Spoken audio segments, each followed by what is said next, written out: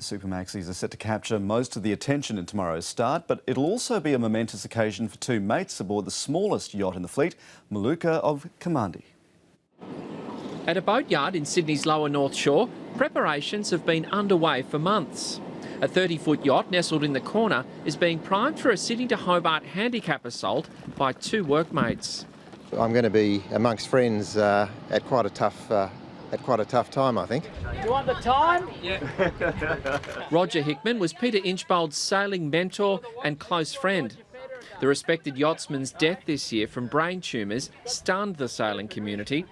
Peter sailed with Roger aboard Wild Rose when she won the race in 2014.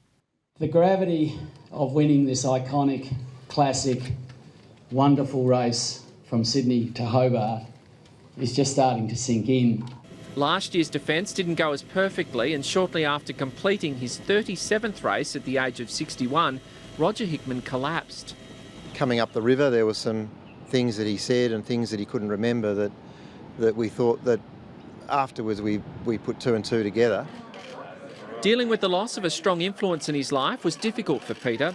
As the months rolled by and organisers started calling for Sydney to Hobart entries, Peter was recruited by his friend Sean Langman. I looked at Pete and I thought, mate, you need to do something. Now with new sails and the experience of a former race winner on board, what she lacks in feet, Maluka makes up for with heart. She was built by two graziers and she sailed to Hobart 10 years prior to the very first race. Two sailors will man the upper deck during this year's race, while four camp below. And from above, perhaps a guiding force.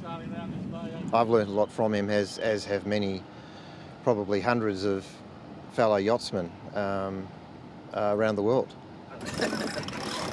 Maluka is one of 89 yachts that will be on the Sydney to Hobart start line tomorrow. Patrick Galloway, ABC News, Sydney. Some of Australia's newest residents are bringing